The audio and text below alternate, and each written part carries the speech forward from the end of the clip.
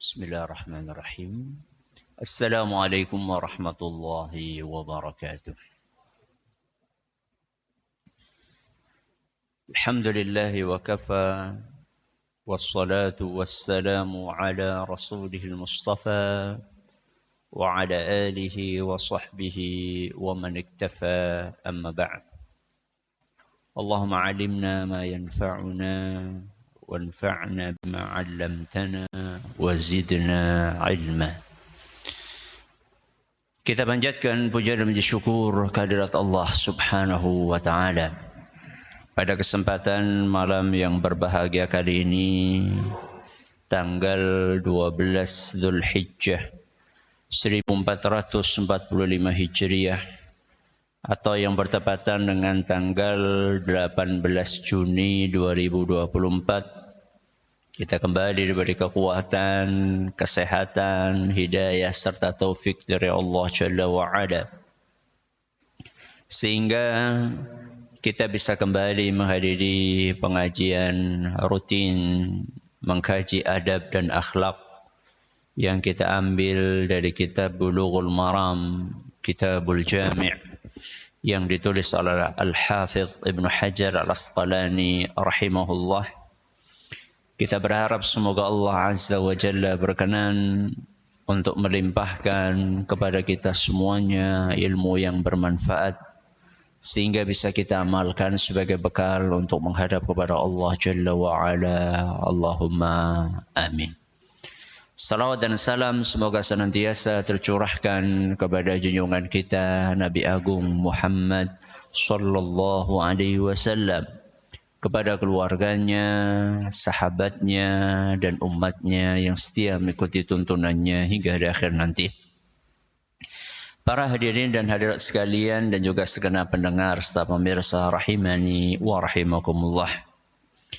Pada pertemuan yang lalu kita telah mengkaji hadis nomor 52. Apa temanya? Aturan memukul anak. Hari ini kita akan membahas hadis sebelumnya, yaitu hadis nomor 51 yang kemarin terlewat, yaitu hadis yang berbunyi wa an Aisyah radhiyallahu anha qalat, dari ibunda kita Ummul Mukminin Aisyah, semoga Allah meridai beliau berkata, qala Rasulullah sallallahu alaihi wasallam, Rasulullah sallallahu alaihi wasallam bersabda, Allahumma man waliya min amri ummati syai'an, ya Allah, siapapun yang mengurusi umatku urutan apapun. Ya Allah, barang siapa yang mengurusi umatku urusan apapun, fasyaqqa alaihi, kemudian dia menyusahkan mereka, fashquq alaihi, maka susahkanlah urusannya. Hadis ini saya ulangi bunyinya, ya Allah, siapapun yang mengurusi umatku urusan apapun, lalu dia menyusahkan mereka, maka susahkanlah urusannya. Akhrajahu Muslim.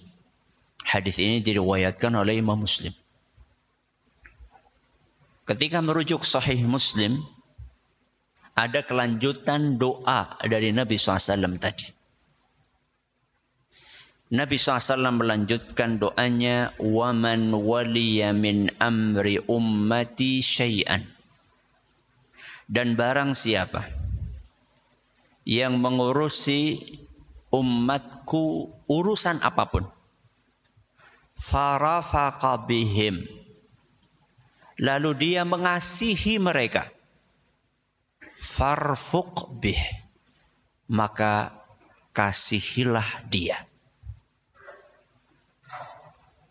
Jadi Separuh yang kedua bunyinya, barang siapa yang mengurusi umatku urusan apapun, lalu dia mengasihi mereka, maka kasihilah dia.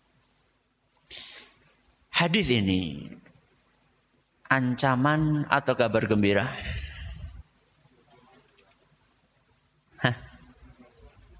Separuh ancaman, separuh kabar gembira. Hadis ini mengerikan atau menggiurkan? Dua-duanya. Mengerikan bagi orang yang didoakan keburukan oleh Rasulullah SAW, dan menggiurkan bagi orang yang didoakan kebaikan oleh beliau. Rasulullah SAW itu adalah manusia yang paling dekat dengan Allah. Rasulullah SAW adalah manusia yang kedudukannya paling istimewa di sisi Allah. Rasulullah SAW adalah manusia yang doanya paling mustajab. Berarti, kalau beliau mendoakan keburukan gimana? Pasti dikabulkan. Kalau beliau mendoakan kebaikan bagaimana? Pasti dikabulkan. Wong kita itu didoakan keburukan sama kiai aja. Sudah apa? Ngeri.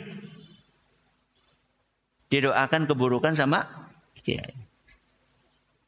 Cilaka. Ya. Kiainya ngomong kayak gitu. Itu 3 hari 3 malam gak apa? Gak bisa tidur. Padahal siapa yang doain? Kiai. Orang yang mulia. Tapi tidak semulia siapa? Rasulullah SAW. Rasulullah SAW sudah dijamin masuk surga. Kiai, belum tentu. Ustaz, belum tentu. Maka levelnya Rasulullah SAW jauh di atas ulama. Ya. Kita sering ketemu sama Ustaz, doain ya Ustaz ya. Ya maksudnya doain apa? Kebaikan kan. Kenapa? Karena kita merasa, wah ini orangnya lebih dekat kepada Allah Azza wa Jalla. Ini kayaknya lebih soleh. Nah sekarang Rasulullah SAW mendoakan kebaikan. Kenapa kita tidak kejar doa kebaikan dari Rasulullah SAW tadi? Oke. Sebelum kita berpanjang lebar, mari kita latihan mengkaji kata per kata dari sebuah hadis. Latihan belajar bahasa Arab. Ya. Rasulullah SAW bersabda, Allahumma ya Allah, man, siapapun. Dalam bahasa Arab, man itu diistilahkan dengan ism syart. Dan ini menunjukkan dalam konteks hadis ini bahwa makna yang diinginkan adalah makna yang cakupannya luas. Yang cakupannya umum. Berarti maksudnya adalah man, siapapun. Apa? Siapapun. Yang mengurusi umat. Siapapun yang mengurusi umat. Laki-laki atau perempuan? Laki-laki atau perempuan? Dua-duanya. Tua atau muda? Semua. 1 periode atau 2 periode? Setahun atau 2 tahun? Semuanya. Mau laki-laki, mau perempuan, mau tua, mau muda, mau lama, mau sebentar, siapapun yang ngurusi urusan umat. Man. Kemudian apa kata Nabi SAW? Man waliya min amri ummati syai'an. Syai'an dalam bahasa Arab namanya nakirah. Nakirah kalau disebutkan setelah isim syarat, maka itu juga menunjukkan makna yang luas. Barang siapa mengurusi umatku syai'an, urusan apapun. Apa? Urusan apapun. Segala jenis urusan. Contoh, urusan Ratau duwe urusan iki. Urusan perizinan. Urusan perpajakan. Urusan dokumen. Dokumen apa? KTP, KK, akte, SIM, NPWP, pemaning, paspor, segala jenis urusan, izin usaha, urusan imigrasi, mutasi pekerjaan, urusan pendidikan, urusan kesehatan, apapun urusan umat Islam. Barang siapa, siapapun dia, yang ngurusi umatku, urusan apapun, fasyaqqa alaih, lalu dia mempersulit dan mempersusah mereka, menyusahkan mereka dengan cara apapun, dengan muka yang masam, dengan bertele-tele, dengan wani piro, apapun cara dia menyusahkan, maka Nabi SAW berdoa fashquq alaih, susahkan urusannya. Di mana? Di dunia atau di akhirat? Kata siapa? Karena Nabi SAW berdoa susahkan urusannya. Nabi tidak batasi di dunia atau di akhirat. Berarti mencakup seluruh urusan. Mau di dunia mau akhirat. Urusan di dunia. Urusan pribadinya atau keluarganya? Semuanya. Urusan pekerjaannya, urusan keluarganya, urusan kesehatannya, urusan apapun yang dia lakukan, yang dia jalani, akan disusahkan oleh Allah Azza wa Jalla. Kebalikannya, Nabi SAW di doa yang separohnya, farafaqa bihim farfuq bih. Kalau ada orang ngurusi umat, urusan apapun, lalu dia mengasihi mereka, memudahkan mereka, menyayangi mereka, maka sayangilah dan kasihilah dia. Mudahkanlah urusannya. Di mana? Di dunia dan di akhirat. Baik. Ini adalah belajar kosa kata. Mari kita masuk kepada inti pembahasan. Man waliya min amri ummati. Barang siapa yang ngurusi umatku urusan apapun. Jadi ini berbicara tentang jabatan publik. Apa? Jabatan publik. Siapapun yang mendapatkan jabatan. Jabatan itu tinggi atau rendah.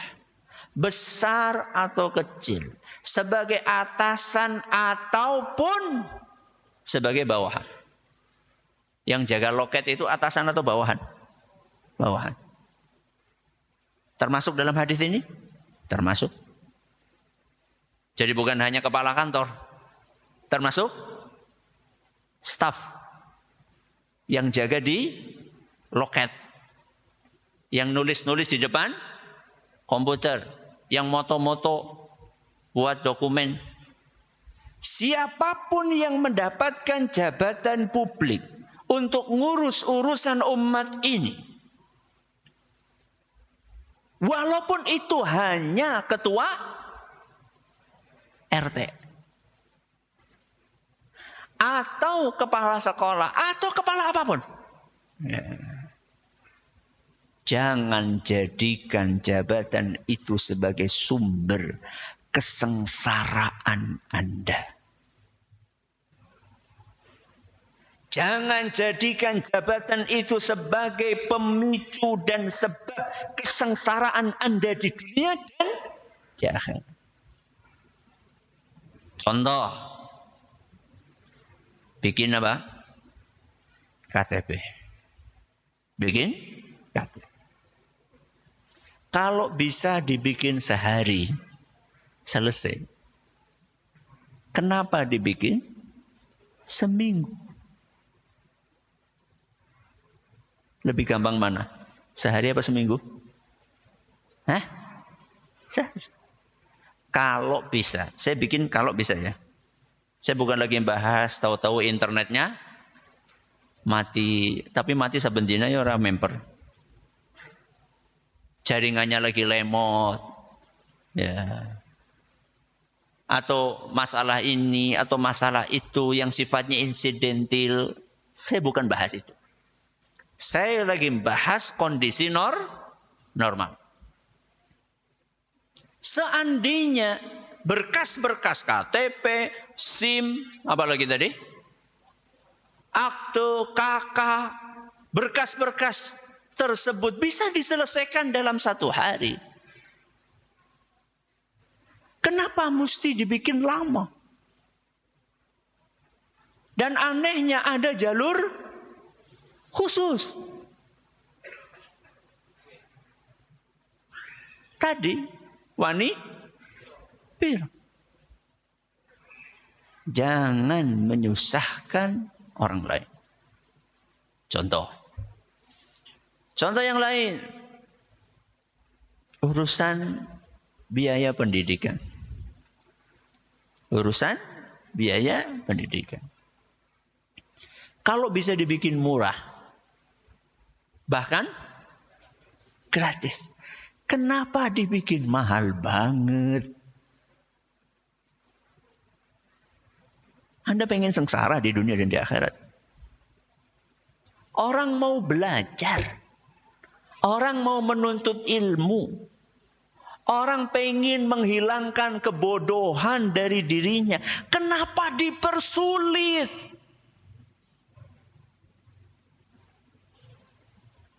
Harusnya yang dipersulit itu orang yang mau berbuat maksiat, orang yang mau judi, itu yang dipersulit.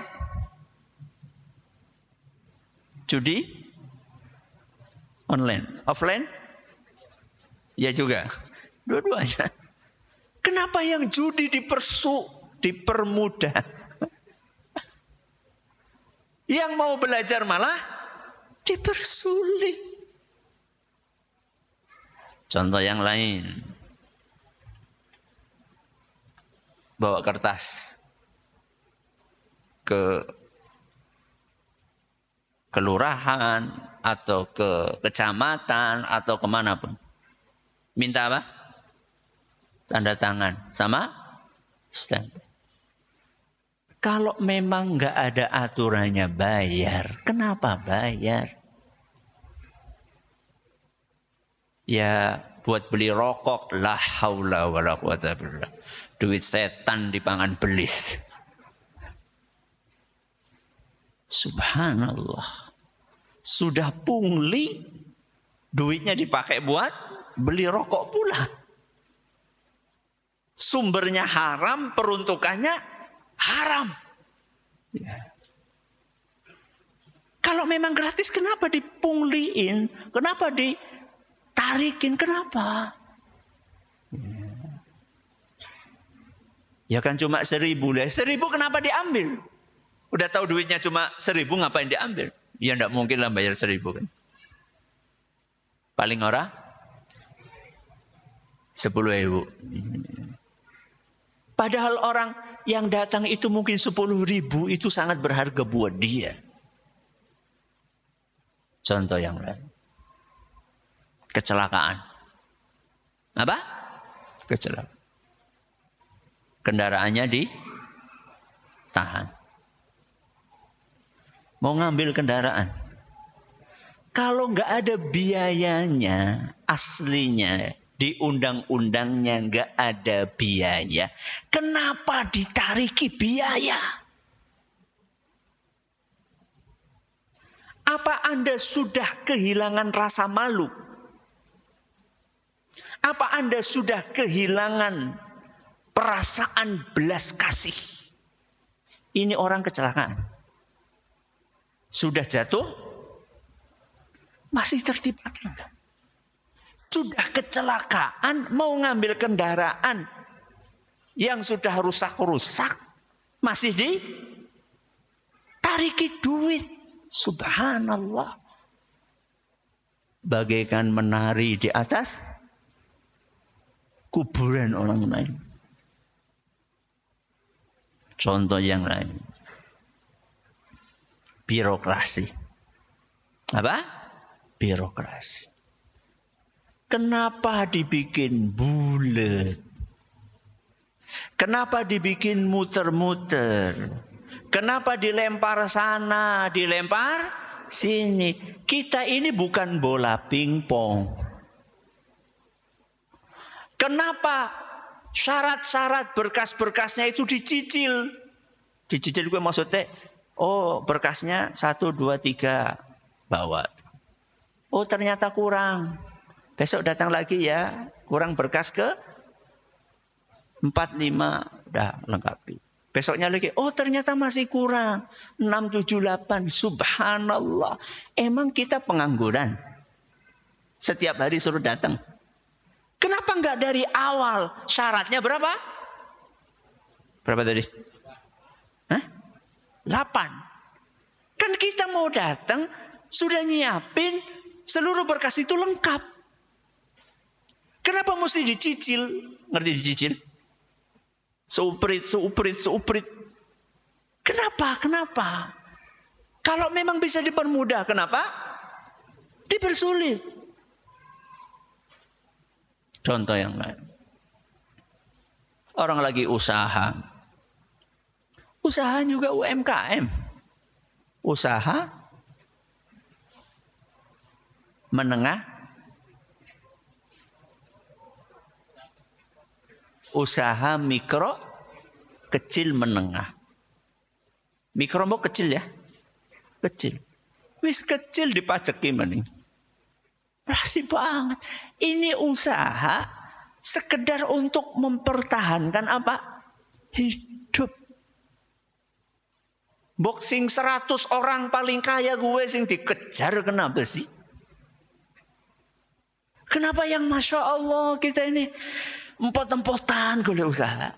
Gali lubang, tutup lubang. Contoh yang lain. Honorer. Apa? Honorer. Kalau memang bisa diangkat, kenapa disuruh nunggu sampai 20 tahun? Ini baru daftar karena punya. Ada orang lain baru daftar karena punya channel, punya kenalan, punya jalan tol, ya. Atau menyisipkan apa? Amplop tebal di dalam berkas-berkasnya. Kenapa yang ini baru daftar sudah dinaikkan dan diangkat? Yang itu udah 20 tahun gak diangkat-angkat.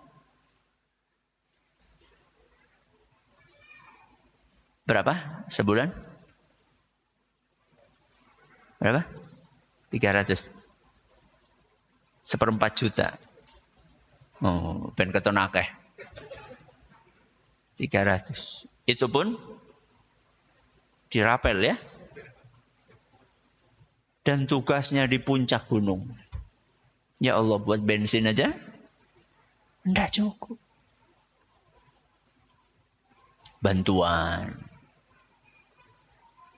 usaha, bantuan pendidikan, bantuan sosial. Harusnya dapat 50 juta, harusnya dapat 100 juta, harusnya dapat 10 juta. Dadakan disunat. Jadi mantri sunat. 10 juta dapatnya berapa?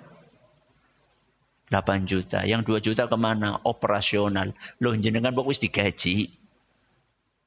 Kenapa ngambil operasional lagi? Oke, sekolah. Urusan sekolah. Wali murid itu mikirin SPP saja sudah pusing. Kenapa ada iuran A, B, C, D, E, F, G, H, I, J sampai Z? Dan kadang-kadang iuran-iuran itu bukan sesuatu yang primer. Bukan sesuatu yang penting banget. Contoh nih.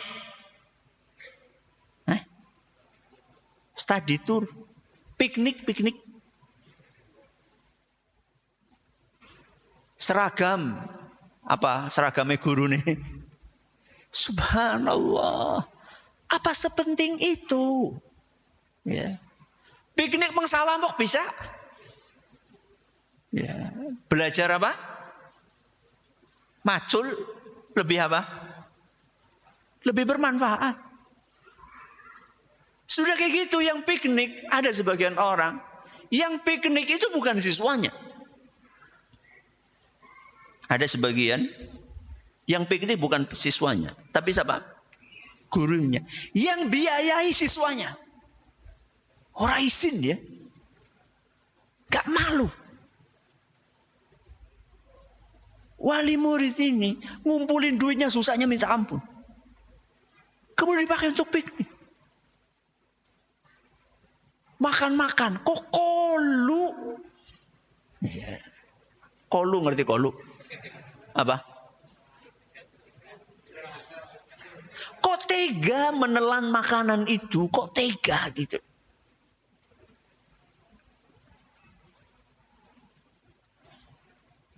Dan semua upaya-upaya menyusahkan orang lain itu rata-rata mayoritas bermuara kepada kerakusan terhadap duit.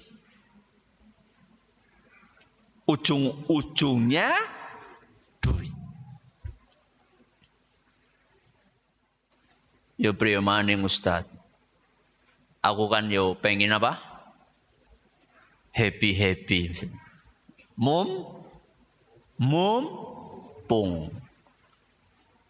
Mumpung Ustaz, kapan lagi?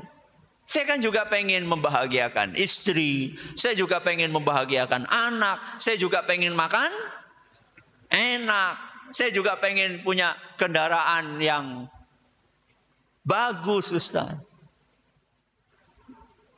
Apa yang Anda lakukan itu tidak membahagiakan, tapi menyengsarakan. Rasulullah sallallahu alaihi wasallam mendoakan keburukan bagi orang yang melakukan itu. Fashquq alaih. Bikin urusannya susah di dunia maupun di akhirat. Di dunia, nama baiknya rusak. Seantero apa? Seantero RT. Semuanya ngomong, Pak RT ini apa-apa duit, mata duitan. Namanya tercemar. Itu baru nama baik, kehormatan. Tubuhnya akan dibikin oleh Allah Azza wa Jalla sakit-sakitan. Cepat atau lambat. Kenapa? Karena makanan yang masuk ke tubuh dia itu dari sumber yang haram. Keluarganya, keharmonisan rumah tangganya akan rusak. Kenapa? Karena istri dan anaknya dikasih makan dari makanan yang haram, dari sumber yang haram. Rumah tangganya berantakan, pasangannya selingkuh, anaknya terjerat narkoba, susah diatur.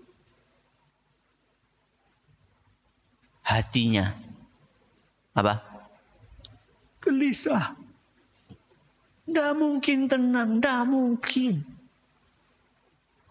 Orang yang menyusahkan urusan orang banyak, gak akan tenang hatinya. Pasti susah. Hidupnya akan gelisah. Tubuhnya dipakai untuk ibadah rasanya berat. Dan itu baru kesusahan di dunia. Yang lebih mengerikan lagi adalah kesusahan di akhirat. Kesusahan di dunia paling kan 60 tahun, 70 tahun. Itu pun kalau umurnya panjang. Kalau umurnya pendek 40 tahun, 50 tahun, 30 tahun, susah. Itu baru susah di dunia. Yang lebih mengerikan adalah kesusahan di akhirat. Kata sebagian ulama yang mensyarah hadis ini, salah satu bentuk kesusahan di akhirat adalah kesusahan hisab. Kesusahan proses hisab. Jadi nanti di hari kiamat, semua dari kita akan mengalami proses hisab. Penghitungan amal, ya, penjelasan amal yang kita kerjakan, pertanyaan-pertanyaan atas apa yang pernah kita kerjakan ketika di dunia. Orang-orang yang seperti itu berpotensi besar akan mengalami hisab yang susah dan sulit di hari kiamat. Disebutkan dalam sebuah hadis yang diriwayatkan oleh Imam Ahmad. Hadis ini masih diperselisihkan kesahihannya. Ada yang mengatakan hadis ini hasan, ada yang mengatakan hadis ini dhaif sanadnya. Disebutkan dalam hadis ini, wa ammal ladzina zalamu anfusahum. Adapun orang-orang yang berbuat zalim baik kepada dirinya ataupun kepada orang lain, fa ulaika alladzina yuhasabuna fi tulil mahsyar. Mereka lah orang-orang yang akan dihisab selama orang kumpul di padang mahsyar. Jadi proses hisabnya panjang, lama, susah dalam kondisi yang tidak menentu. Dan itu indikator kuat bahwa dia akan dijebloskan kemana? Ke neraka. Jadi orang itu ketika masuk di alam akhirat, walaupun belum sampai ke neraka, dari prolognya, dari awalnya, orang ini sudah bisa diprediksi akan kemana ujungnya. Salah satu prediksinya dari hisab yang susah itu. Prediksi yang lain dari wajahnya. Kalau wajahnya hitam, kelam, penuh dengan debu, tarhaquha qatarah, ulaika humul kafaratul fajarah. Ya. Kalau wajahnya hitam, pucat, ketakutan, penuh dengan debu, lesu, ini tanda masuk neraka. Dah. Sekarang kita pindah kepada doa yang separuh kedua. Ya Allah, barang siapa mengurusi umatku urusan apapun lalu dia mengasihi mereka, farafaqa bihim, farfuq bihim, maka kasihilah dia.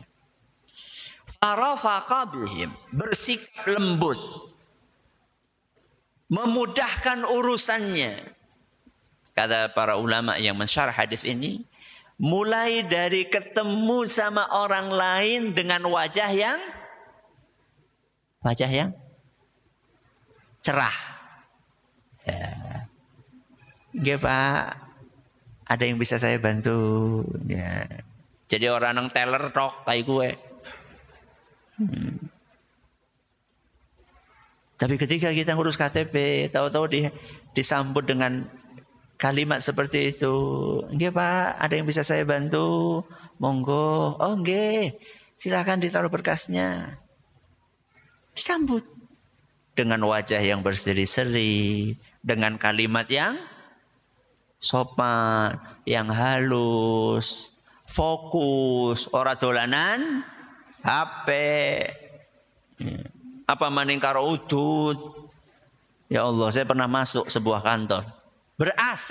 Ber-AC. Ambune kayak asbak. Bau ruangan itu. Ini ruang publik loh. Ini ruang urusan publik. Buat ngurusi berkas-berkas. Udumae dewek maksudnya. Bukan rumah dia. Bau, ampun rokoknya. Ini kantor, ber-AC. Banyak orang datang ke situ. Ya. Pak, ya kenapa? Ya Allah, nyenebi banget. Tahu nyenebi? Apa? Bikin dongkol. Bikin apa? Dongkol. Ya. Kalau bisa disambut, baunya seger, ya enak, senyum. Itu akan nama baik, minimal itu. Namanya akan harum, jadi buah bibir. Jadi ketika kita menduduki jabatan, ya, bikin prestasi. Masya Allah ya kalau kita naik kereta hari ini dibandingkan naik kereta beberapa belas tahun yang lalu. Wah jauh banget. Saya masih SD itu. Kalau naik kereta, Masya Allah. Masuk kereta lewat jendela. Lewat apa? Jendela. Berdiri biasa. Perjalanan 10 jam berdiri itu biasa. Udah kayak gitu, kempet-empet lagi. Orang pada apa? Jualan. Ya. Ngamen. Ya. Yang ngamen? Banci. Ya. Ada orang jualan kopi, wutah maning. Betul? Kalaupun duduknya pakai koran. Ya. Bahkan kadang-kadang tiduran di bawah kolong kursi, ya. Pinggirnya ayam, ya. Dulu, sekarang, Masya Allah, kelas ekonomi pun nyaman. Bahkan bukan ketika saya kecil, ketika sudah jadi ustadz. Pernah suatu saat saya perjalanan dari Purwokerto ke Jember. Berangkat subuh sampai sana maghrib. Pakai kereta ekonomi. Mau ngisi kuliah. Ya. Dosen terbang. Orang terbang ding.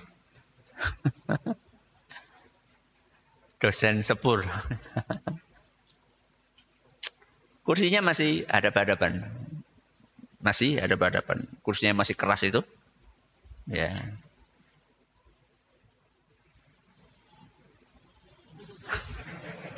Nanti kita lanjutkan. Alhamdulillah wassalatu wassalamu ala Rasulillah amma ba'd. Begitu naik kereta 4 orang, lutut adu apa? Lutut. Saking apanya? Saking sempitnya.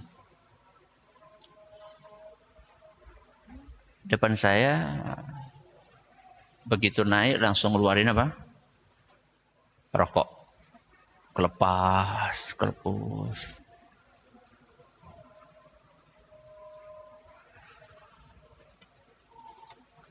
Saya kayak gini nih. Orang paham. Habis satu batang. Ngeluarin lagi. Jadi enggak ngerokoknya kalau tidur aja. Jadi kalau dia ngantuk baru enggak ngerokok. Begitu bangun langsung apa? Rokok. Satu bungkus isinya berapa? 12. Hitung 12. Alhamdulillah habis. Saya pikir saya akan melanjutkan perjalanan dengan nyaman. Ternyata di bawah kursi diambil tasnya. Dia keluarkan satu slop. Jadi dia itu sudah bawa satu slop. Bayangkan dari habis subuh sampai maghrib. Betapa menderitanya. Tapi sekarang, Masya Allah. Masya Allah. Coba orang yang menduduki jabatan. Apa prestasi yang akan Anda tinggalkan? Jadi begitu menduduki sebuah amanah. Itu langsung mikir apa kemudahan yang akan saya berikan kepada orang lain.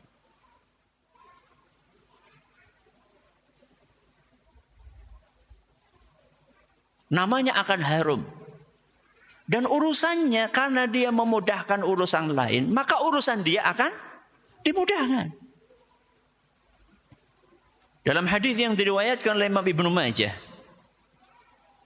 dan hadis ini dinyatakan sahih oleh Imam Ibnu Hibban dan Syekh Al-Albani, Nabi SAW bersabda, "Man yassara ala mu'sirin." Barang siapa memudahkan urusan orang yang sedang kesulitan, yassarallahu alaihi fid dunya wal akhirah. Maka Allah akan mudahkan urusannya di dunia dan di akhirat. Jadi sejak menduduki jabatan itu niatkan memudahkan urusan orang lain. Maka urusan kita akan dimudahkan sama Allah. Urusan kesehatan kita, urusan rumah tangga kita, urusan pendidikan anak-anak kita. Jangan dipikir semuanya itu dinilai dengan materi, dengan uang. Apa orang yang hidupnya sederhana karena dia berusaha selektif untuk mencari duit? Yang haram-haram dia tinggalkan. Bahkan yang syubhat-syubhat pun dia hindari. Kemudian dia hidupnya sederhana. Apa Anda pikir dia akan hidupnya sengsara? Ketika dia berikan yang halal-halal kepada anak dan istrinya, maka istrinya akan mudah diatur, akan mudah dinasehati, anaknya akan mudah dididik. Nyaman segala urusannya. Kesehatannya akan dijaga oleh Allah Azza wa Jalla.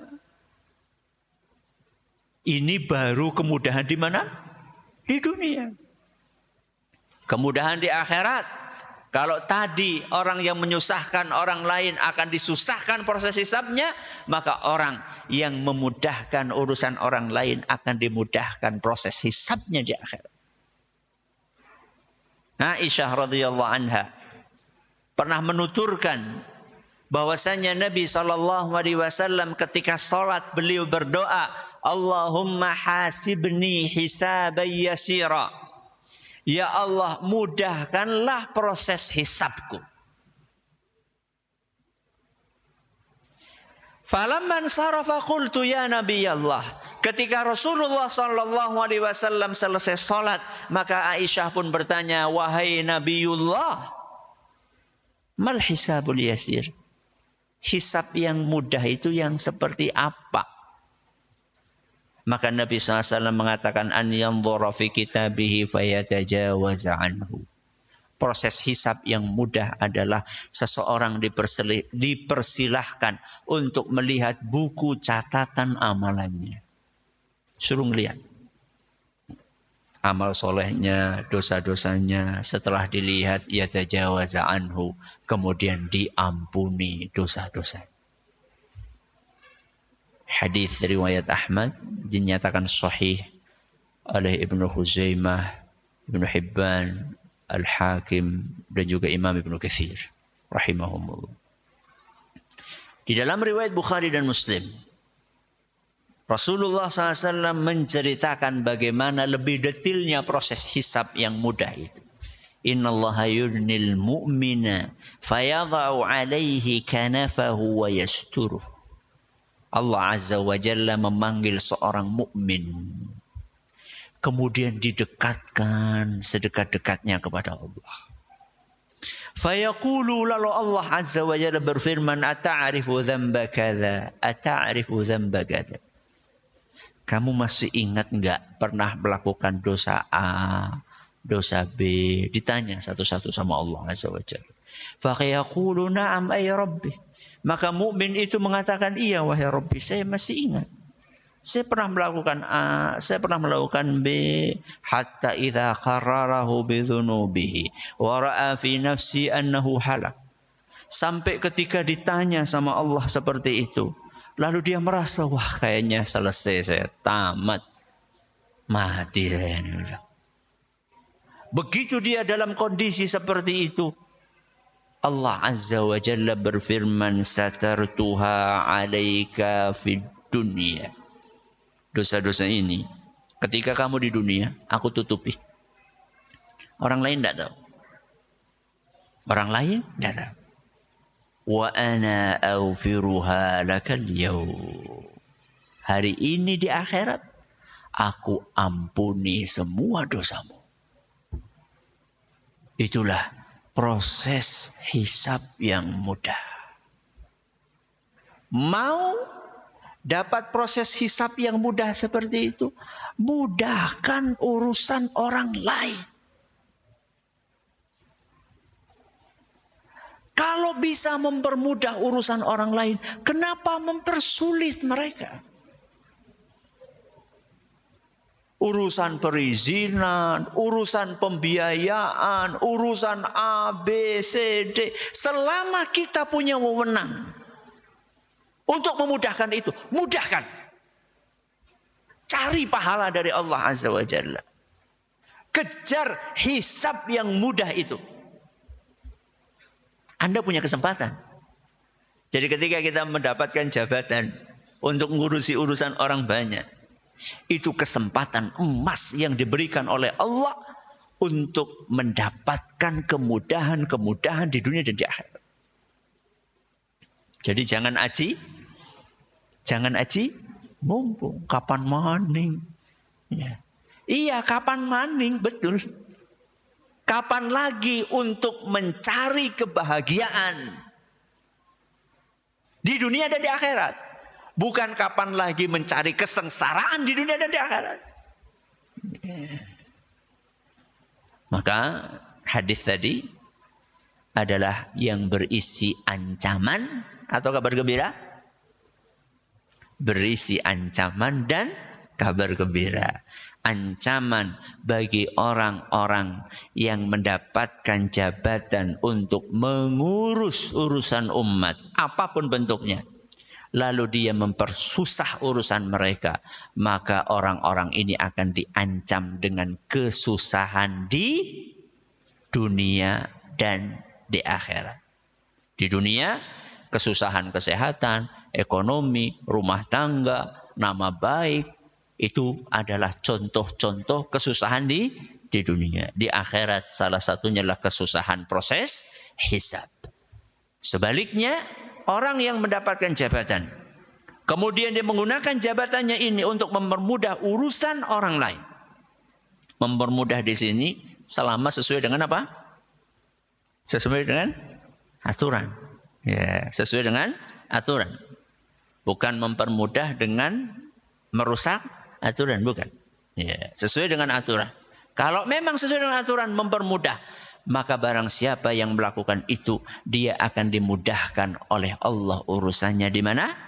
Di dunia dan di akhirat. Di dunia urusan rumah tangganya dimudahkan, urusan kesehatannya dimudahkan, urusan pekerjaannya dimudahkan, nama baiknya dijaga oleh Allah Azza wa Jalla, dan di akhirat urusan hisabnya dan juga akan dimudahkan urusan atau jalannya untuk masuk ke dalam surga Allah Azza wa Jalla. Semoga kita termasuk golongan tersebut. Allahumma amin.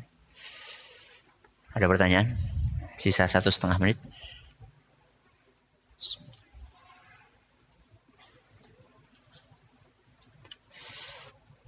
Kita cukupkan sampai di sini. Terima kasih atas perhatiannya. Mohon maaf atas segala kurangannya. Kita akhiri dengan doa kafaratul majlis. Subhanakallahumma bihamdika asyhadu an la ilaha illa anta astaghfiruka wa atubu ilaik. Assalamualaikum warahmatullahi wabarakatuh.